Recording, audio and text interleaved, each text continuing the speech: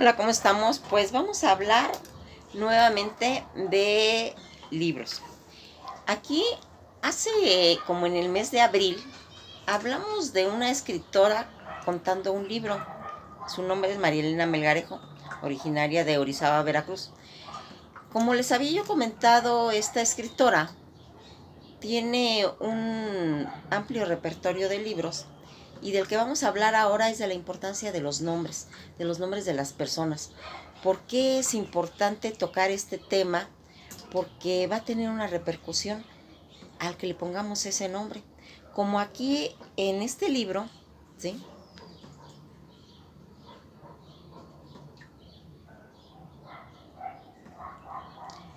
En este libro se llama Guía práctica y elegante para escoger el nombre de su hijo. En este libro va a ir comentando por qué es importante escogerle el nombre a una persona, en qué va a repercutir en su vida, qué consecuencias va a tener para ese ser. Esos mantras, al pronunciar ese nombre, ¿qué se produce? ¿Qué se produce en los cerebros de las demás personas? ¿Cómo lo ven? ¿Cómo lo interpretan?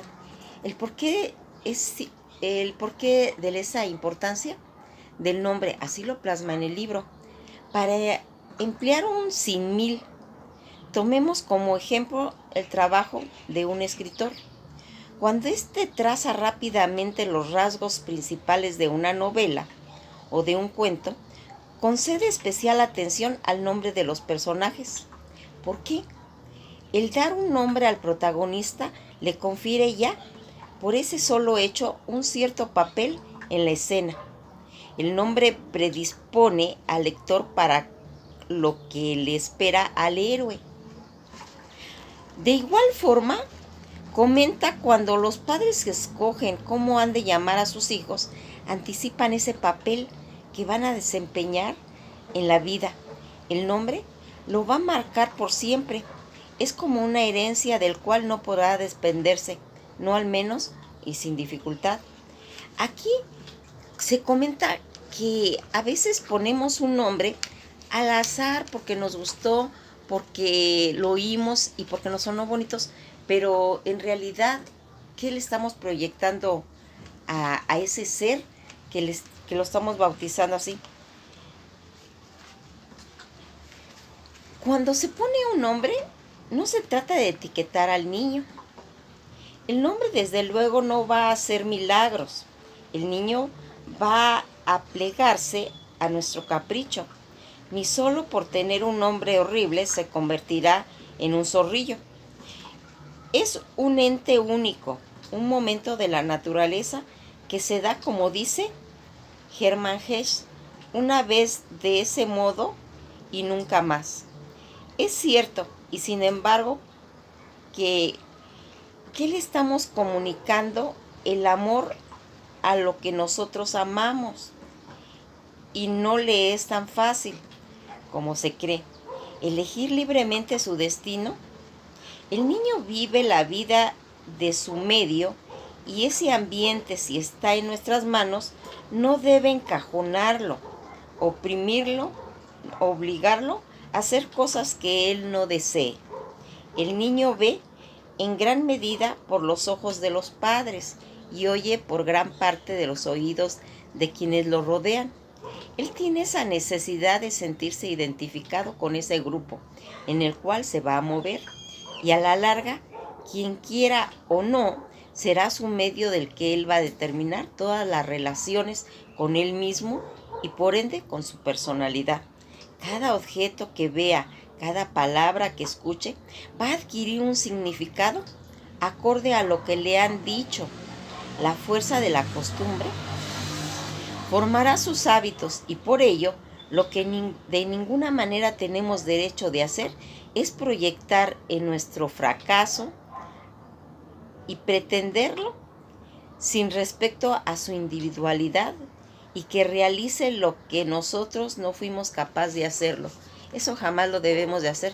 Acuérdense que son seres independientes, por eso existe la individualidad y él es el ser es parte de ello. ¿Cómo puede el nombre reforzar la individualidad? Antes que nada, hay que observar a su niño, cómo es, qué le singulariza, qué cualidades valdría la pena resaltar en él. El nombre que escoja debe singularizarlo de alguna manera para hacer que le recuerden gratamente. ¿Los nombres desgastan? ¿Qué pasa con esa canción padrísima que tocan a toda hora en todas las estaciones y en todas las versiones y en todos los intérpretes? 2 semanas después ya nadie quiere volverla a oír. Lo mismo sucede con los nombres. Preferimos los novedosos. Pregunte entre sus amigos, en su trabajo, en la escuela, en la colonia donde vive, si alguien conoce a Rosa Pérez. Se sorprenderá si no encuentra 1, 2, 3, 20 Rosa Pérez. Hay cantidad. Los nombres comunes pasan a ser eso, nombres del montón. ¿Y usted quiere para su hijo un nombre propio? ¿Es verdad? Si le pone un nombre choteado, en una lista que ni siquiera se fijarán en él. Hubo un tiempo en que Griselda estuvo muy en boga. Pronto pasó a ser Griselda la gorda, Griselda la morena, Griselda la pecosa, Griselda la tontita, Griselda por todas partes. ¿Qué no le suceda eso con los nombres que ahora traen todos de boca en boca? Así comenta este libro.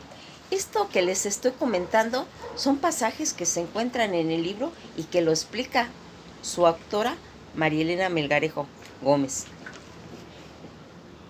Aquí vamos a ver que no se debe que no le encierren en el círculo familiar. Hay que abrirlo al mundo. No fastidie a su hijo con el nombre que echó a perder muchos momentos a su abuelo, a su padre, y que ahora como lastre tendrá que soportar también él. ¿Qué dice usted? Que es la única forma que tiene de demostrarle a su padre, a su suegro, su adherencia. A ellos no es cierto. Usted tiene mucho más recursos, muchas otras formas de hacerlo. Siempre habrá maneras de que mi hermano Clodovea sepa cuánto la admiro, sin involucrar a mi hijo. Piense que antes que a su hermana tiene la responsabilidad con esa niña. Usted no querrá darle un nombre con el que tenga que empezar diciendo es que mi nombre es feo, cuando se comenta en esas formas. ¿Cuáles son los nombres feos? Para el que escucha los sonidos aparece como magnitudes discretas y homogénicas. Los nombres tienen cualidades acústicas diferentes. Las sílabas son unidades rítmicas y si bien en gustos se rompen géneros. En términos generales coincidimos o concuerda la mayoría en cuanto a la estética de nuestra lengua. En este libro no podemos hacer una clasificación por rasgos acústicos, pero sí podemos exponer un criterio intuitivo. Si usted encuentra particularmente agradable un nombre que nosotros citemos como feo, quítelo de nuestra lista. Ese es un indicado para usted y es el que usted buscaba. Cualquier manera, pregúntese qué le pudo desagradar de ese nombre. Pregúntelo al vecino, ¿cómo te suena Pancracio? El que se escucha no suele tener una conciencia clara de la diferencia melódica, pero sabe qué le gusta y qué no. Dígale cómo querría el nombre con todo y apellidos. Hay que ponerle el nombre y después los apellidos de usted para ver cómo se oye, ya conjuntamente con los apellidos, porque los apellidos tienen diferente sonido y ya al estar hilvanado todo, tiene un sonido diferente. Por eso la importancia. Hay nombres vibrantes, como los que llevan R's. Hay nombres que piden una pronunciación afectada y nombres que demandan una pronunciación energética. Los nombres musicales tienen intervalos de duración regular, una corrección rítmica, pero olvidemos esto, como antes dije, poseemos una intuición y nuestra propia lengua. Fíjense aquí qué interesante está este libro. Este libro nos va a plasmar cómo se va a ir teniendo ese compromiso, esa responsabilidad de ponerle un nombre a nuestros hijos. Y qué mejor si hacemos uso de las personas que saben, que han leído, que han estudiado y que han investigado. Antes de ponerle nombre a nuestros hijos, hay que agarrar un libro e investigar de dónde proviene, cuál es su raíz, cómo suena con nuestros apellidos. Pues esto ha sido todo por hoy y pues espero haberlos motivado para que la próxima vez que escogemos un nombre tengamos todas estas pues indicios de cómo lo vamos a escoger, todas estas sugerencias. Pues pasen un buen día y nos veremos en el próximo video.